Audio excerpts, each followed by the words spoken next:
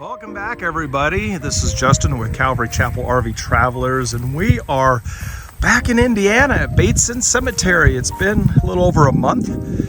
This one was established in 1832, and it is a historical cemetery listed in Indiana Cemetery and Burial Grounds Registry of the Indiana Department of Natural Resources. And it's a great time to be here. It's September, and look at the corn. It is just beautiful. And you're probably all thinking, what are you talking about? It's all brown. Well, that's the fall colors. And I have no idea. I think this is like soybeans on this side. And from what I understand, every year they rotate these crops. Now, they definitely do that in Washington State. So like potatoes, you can't plant potatoes in the same field every year. You got to wait and do it every 4 years because it just sucks out the nutrients. Corn, you can do it every other year, depending on what style. And so we are here just outside of Newcastle, Indiana, and beautiful house over there. And we got corn again. And so it is being harvested in certain parts. We saw some machinery doing it. And so probably in about a month this is going to be all gone, but I definitely won't be here. This cemetery has had a problem with vandalism, and I'll show you that. And I posted that in the last in one of my other videos here. And so they have security cameras here, and it's sad that they have to do that. But the people here run it is awesome. I'm a part of their Facebook group, and what we're going to do is we're going to go on down, and I'm going to touch on a young man that I found out some information later after we left, and we're going to do a video on him. I will be right back. Okay, everybody, we were down there and now we're here. So I'm just reiterate, this is the vandalism I was talking about a little bit ago. They have now installed video cameras on the church. They are fixing, sorry, got too close there. They are fixing this church up, and they're going to have pastors come in and volunteer to hold services here. It's going to be more like a non-denominational, and I've been invited to come and preach when they get it all ready and all done. So a lot of work left to be on there. I think it's amazing. Yeah, there's a camera right there. Wave at them. They're watching. And they need to, because look what happened. I tried to lift one of these up, and as a funeral director and cremationist, I should have known better. These things are gigantically heavy. I know that's not even a word. You can't put those two together. I just did. Okay. And so there's more vandalism. Another one toppled over. A really nice one toppled over.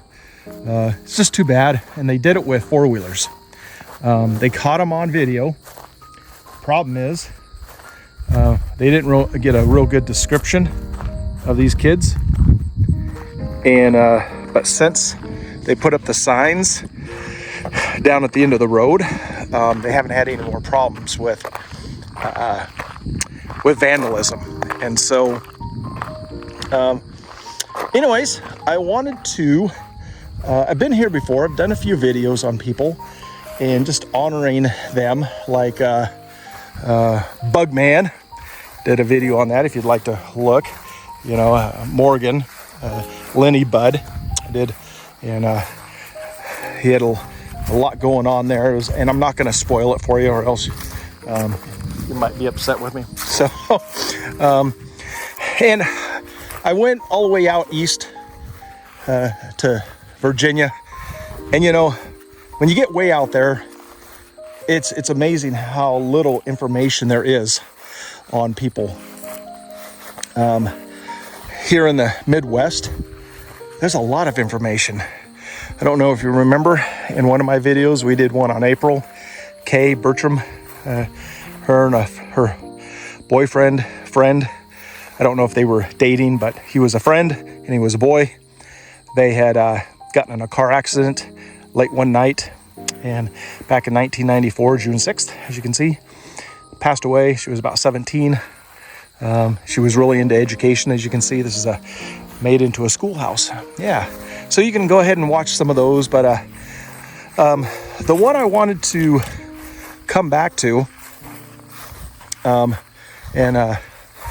this little boy was 13 years old, and super sad, Andrew Hicks. And I couldn't find any information other than Andrew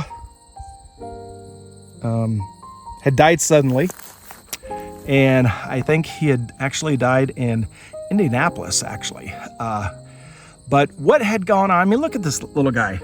He is a handsome guy, very good looking, for 13 years old. And the story I got from the curators here at the cemetery is he was bullied extreme. I mean, it was extreme bullying. So much so, he took his life on November 12th, 2013. And it devastated everybody around him that really enjoyed him. So much so, you know, when this happened, his mom moved out of the area. And she ended up passing away in 2021. She moved out west, even further west than we are, and she died out there just a few years ago. And you know, I don't know how, and the curator here doesn't know how she passed, but you know, for somebody like Andrew, only 13 years old, to be bullied so much that he decides it's not worth living, you know, it's pretty devastating. And so I know what he went through, being a small guy in school, being picked on. A lot of times it was my own doing. I brought it on myself, but other times when it wasn't brought on myself, it was pretty sad. You know, it was pretty devastating to be picked on just because you're small and somebody else is bigger. You know, there's bullies out there that don't need a reason. They just do it. And you want to understand, Andrew was that guy that people just decided to pick on him. And it wasn't just one or two, it was quite a few. And so, you know, whatever family is left of his, just keep them in prayer. This happened, you know, 11 years ago, and I'm sure there's still some pain there. And so anyways, God bless you, Andrew, and I know that the Lord took you home. And so everybody here, just you know, think about that when you see somebody getting bullied. Try to stop it. Do your best.